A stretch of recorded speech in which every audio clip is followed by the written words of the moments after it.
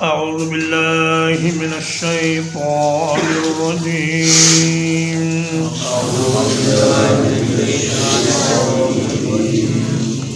فاصدع بما تؤمر بس آپ صاف اعلان کر دیجئے اس چیز کا جس کا آپ کو حکم دیا جاتا ہے،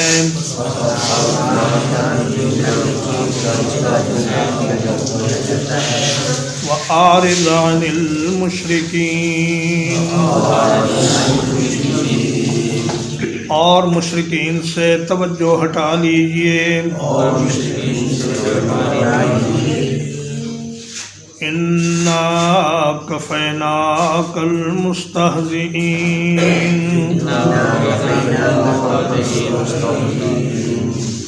یقیناً ہم آپ کو کافی ہیں مذاق اڑانے والوں کے مقابلے میں۔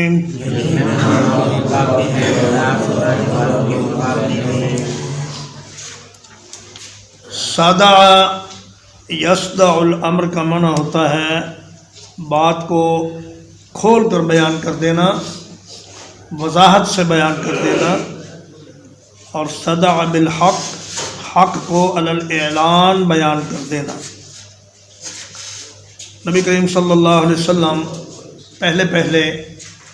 خفیہ طریقے سے دعوت دین کا کام کرتے تھے، پھر اللہ پاک نے آپ کو یہ حکم دیا کہ اے میرے حبیب، اب آپ علی الاعلان جو کچھ ان کفار کے بارے میں، ان کے انجام کے بارے میں، ان کے عذاب کے بارے میں جو قرآن مجید نے بیانات دیے ہیں، وہ سارے کے سارے آپ کھل کر سنا دیں، اور اللہ کی توحید بھی کھل کر سنا دیں، اور نماز میں بلند آواز سے قرآن مجید کی تلاوت کریں۔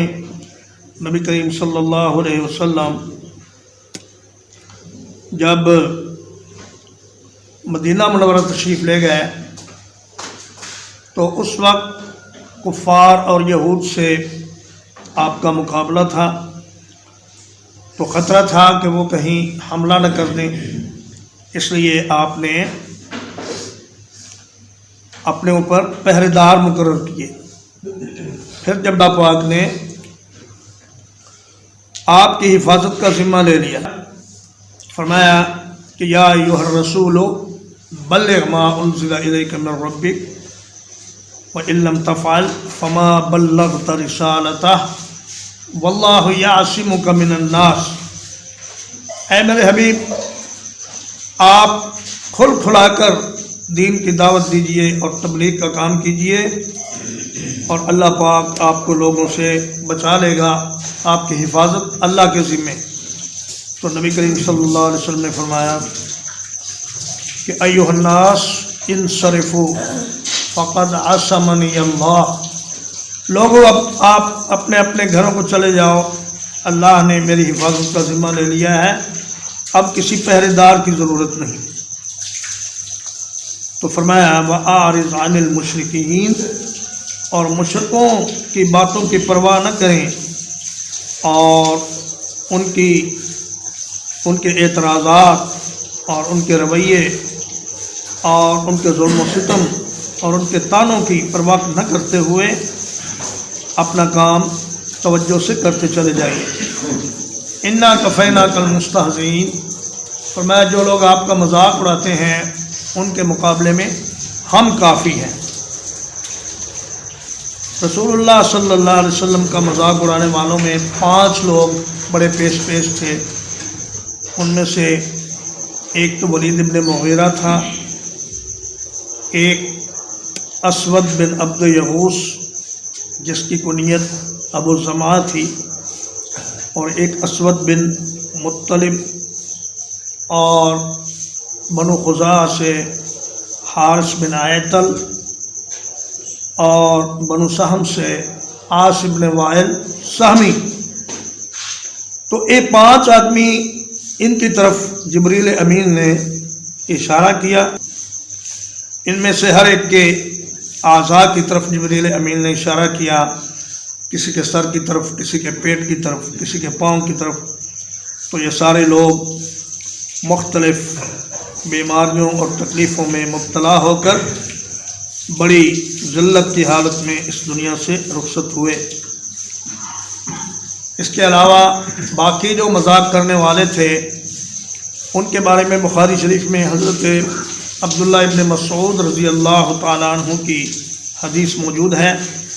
آپ فرماتے ہیں مکہ مکرمہ میں نبی صلی اللہ علیہ وسلم بیت اللہ شریف کے پاس نماز پڑھ رہے تھے کہ ابو جہل اور دیگر رؤسائے قریش انہوں نے آپس میں مشورہ کیا کہ بنو فلاں نے جو آج اونٹنی ذبح کی ہے اس کی اوجری اور اس کی بچے دانی کوئی آدمی ہے جو لا کر محمد کے کمر پر اس کی پشت پر ڈال دے جب یہ سجدے کی حالت میں جائیں۔ چنانچہ انہوں نے ایسا ہی کیا، وہ اوجڑی لائے اور نبی صلی اللہ علیہ وسلم جب حالت سجدہ میں تھے تو اس وقت انہوں نے اس کو آپ کی کمر پر رکھ دیا۔ تو آپس میں مذاق کرتے کرتے ہنستے ہنستے ایک دوسرے پر لوٹ پوٹ ہونے لگے۔ عبداللہ بن مسعود کہتے ہیں میں غلام تھا، کمزور تھا اور میں ان کی مدد کچھ نہ کر سکا، لیکن سیدہ فاطمہ جب آئیں تو انہوں نے آ کر اس کو اتارا کمر سے، تو نبی صلی اللہ علیہ وسلم نے سجدے سے سر اٹھایا، پھر آپ نے اپنے ہاتھ اٹھا کر ان مشرکین کے لیے بد دعا فرمائی۔ فرمایا اللہم علیک بابی جہل، یا اللہ ابو جہل کو پکڑ لے، یا اللہ عتبہ بن ربیعہ کو پکڑ لے، یا اللہ شیبہ بن ربیعہ کو پکڑ لے، یا اللہ ولید بن عتبہ کو پکڑ لے، یا اللہ امیہ بن خلف کو پکڑ لے، اور یا اللہ عقبہ بن ابی معیط کو پکڑ لے۔ تو فرماتے ہیں کہ جن لوگوں کے نبی صلی اللہ علیہ وسلم نے نام لیے تھے ان سب کو میں نے قتل ہونے کے بعد بدر کے کنویں میں گرے ہوئے ایک دوسرے کے اوپر پایا، اور میں سمجھ گیا کہ یہ اللہ کے نبی کی بد دعا کا اثر ہے کہ یہ لوگ حالت کفر و شرک میں اس دنیا سے رخصت ہوئے، اور آج بدر کے کنویں میں ان کی لاشیں ایک دوسرے کے اوپر پھینک دی گئی ہیں۔ الذین یجعلون مع اللہ الہا آخر،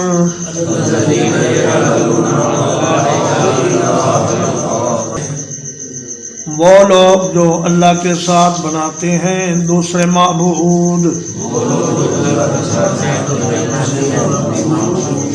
فسوف یعلمون،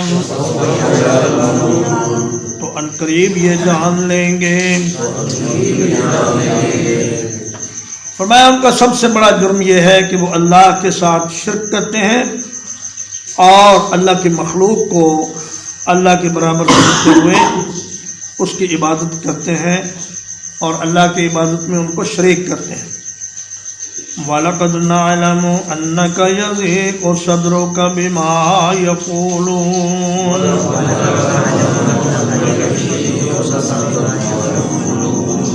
اور بلا شبہ یقیناً ہم جانتے ہیں کہ آپ کا دل تنگ ہوتا ہے ان کی باتوں سے۔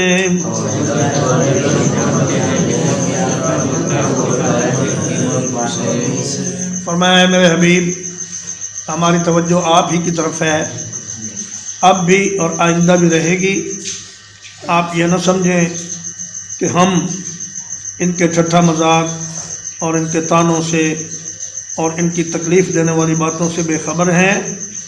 ہم سب کچھ دیکھ رہے ہیں اور عنقریب ان کو ان کے کیے کا بدلہ مل کر رہے گا۔ فَسَبِّحْ بِحَمْدِ رَبِّكَ، آپ اپنے رب کی حمد کے ساتھ اس کی تسبیح کیجئے۔ وَقُم مِّنَ السَّاجِدِينَ،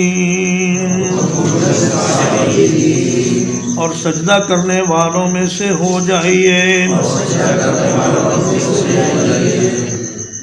تسبیح کا مطلب ہے اللہ تعالیٰ کو تمام صفات سلبیہ سے پاک قرار دینا، یعنی ہر قسم کے عیب، ہر قسم کی کمی، ہر قسم کے نقص اور ہر قسم کی کمزوری سے اللہ پاک کو پاک قرار دینا، یہ تسبیح ہے۔ اور حمد کا مطلب ہے کہ تمام اللہ کی صفات ثبوتیہ کو درجہ کمال پہ اس کی تعریف کرنا جیسا کہ اس کی شان کے لائق ہے۔ اللہ پاک نے قرآن مجید میں بہت سے مقامات پر تسبیح اور تحمید کو ایک ساتھ ذکر کیا ہے، جیسا کہ سورۃ النصر میں فرمایا فسبح بحمد ربک واستغفرہ انہ کان توابا، کہ اے میرے حبیب آپ اپنے رب کی تسبیح بیان کریں، اس کی تعریفیں کریں اور اس سے بخشش طلب کریں، یقیناً وہ بہت ہی توبہ قبول کرنے والا مہربان رب ہے۔ وَقُم مِّنَ السَّاجِدِينَ، سجدہ بول کر پوری نماز مراد لی ہے، جیسے فرمایا وَارْكَعُوا مَعَ الرَّاكِعِينَ، رکوع بول کر پوری نماز مراد لی، اور فرمایا وَقُومُوا لِلَّهِ قَانِتِينَ، قیام بول کر پوری نماز مراد لی، اور یہاں سجدے سے مراد پوری نماز کا ادا کرنا ہے۔ اور سجدے کا بطور خاص ذکر اس لیے فرمایا کہ نبی کریم صلی اللہ علیہ وسلم فرماتے ہیں کہ اقرب ما یکون العبد من ربہ وہو ساجد، فرمایا کہ آدمی اپنے رب سے سب سے زیادہ قریب اس وقت ہوتا ہے جب وہ سجدے کی حالت میں ہوتا ہے، اس لیے کہ سجدے کی حالت میں انسان بہت زیادہ عاجزی اور تواضع کا مظاہرہ کرتا ہے۔ اس کا سر اور اس کی پیشانی جو سب سے اونچی جگہ ہے اور جو سب سے عزت اور شرف والی جگہ ہے، اس کو زمین پر لگا دیتا ہے اور اللہ کے سامنے گر کر اس کی رحمت اور اس کی مغفرت کی امید رکھتا ہے اور اس کا طلبگار ہوتا ہے۔ تو فرمایا کہ واسجد واقترب، آپ سجدے کریں اور میرا تقرب حاصل کریں۔ جتنے کوئی آدمی لمبے سجدے کرے گا اتنا ہی وہ اللہ کے زیادہ قریب ہوگا۔ اور نبی صلی اللہ علیہ وسلم نے فرمایا کہ سجدے میں اللہ نے مجھے قرآن پڑھنے سے منع کیا ہے، لیکن اس کے علاوہ آپ جو بھی دعائیں رکوع اور سجدے میں کرنا چاہیں وہ کر سکتے ہیں۔ اور اللہ کی تسبیح کے بعد پھر آپ صلی اللہ علیہ وسلم لمبی لمبی دعائیں سجدے میں کیا کرتے تھے۔ وَاعْبُدْ رَبَّكَ حَتَّى يَأْتِيَكَ الْيَقِينُ،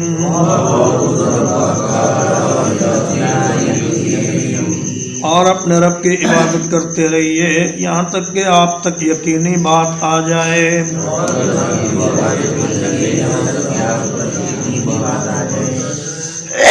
فرمایا اے میرے حبیب، عبادت اس وقت تک آپ کرتے رہیں جب تک جسم میں جان ہے، جب تک موت نہیں آتی تب تک آپ اللہ کی عبادت میں مشغول رہیں۔ اور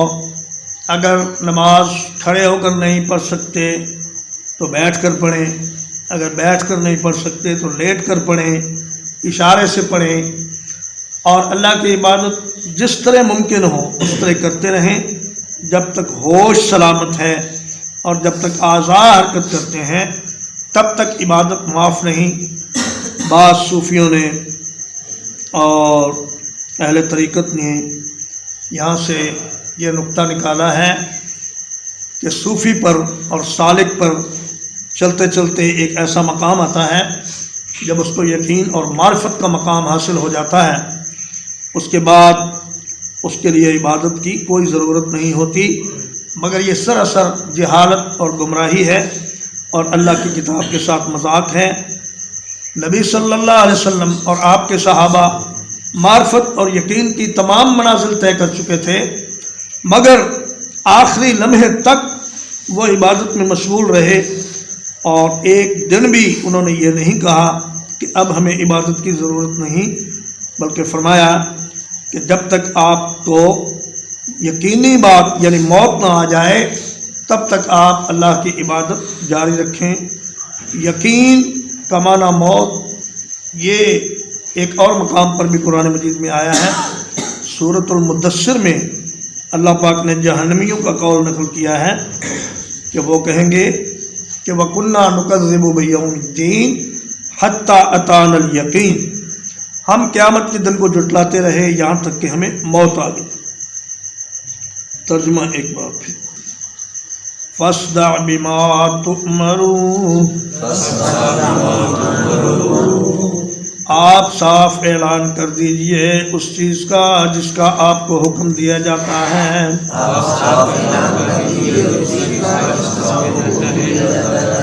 وَأَعْرِضْ عَنِ الْمُشْرِكِينَ، اور مشرکوں سے منہ پھیر لیجئے۔ إِنَّا كَفَيْنَاكَ الْمُسْتَهْزِئِينَ، یقیناً ہم آپ کو کافی ہیں مذاق اڑانے والوں کے مقابلے میں۔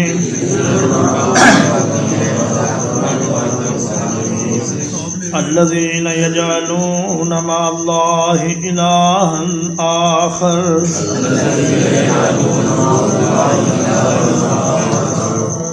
وہ لوگ جو اللہ کے ساتھ دوسروں کو معبود بناتے ہیں۔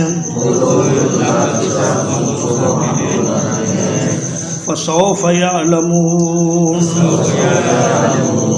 تو عنقریب وہ جان لیں گے۔ وَلَقَدْ نَعْلَمُ، اور بلا شبہ یقیناً ہم جانتے ہیں۔ اَنَّكَ يَضِيقُ صَدْرُكَ، یہ کہ آپ کا سینہ تنگ ہوتا ہے۔ بِمَا يَقُولُونَ، ان باتوں سے جو وہ کہتے ہیں۔ فَسَبِّحْ بِحَمْدِ رَبِّكَ، تو آپ اپنے رب کی حمد کے ساتھ اس کی تسبیح بیان کیجئے۔ وَقُم مِّنَ السَّاجِدِينَ، اور سجدہ کرنے والوں میں شامل رہیے۔ وَاعْبُدْ رَبَّكَ حَتَّى يَأْتِيَكَ الْيَقِينُ، اور اپنے رب کی عبادت کرتے رہیں یہاں تک کہ آپ کو موت آ جائے۔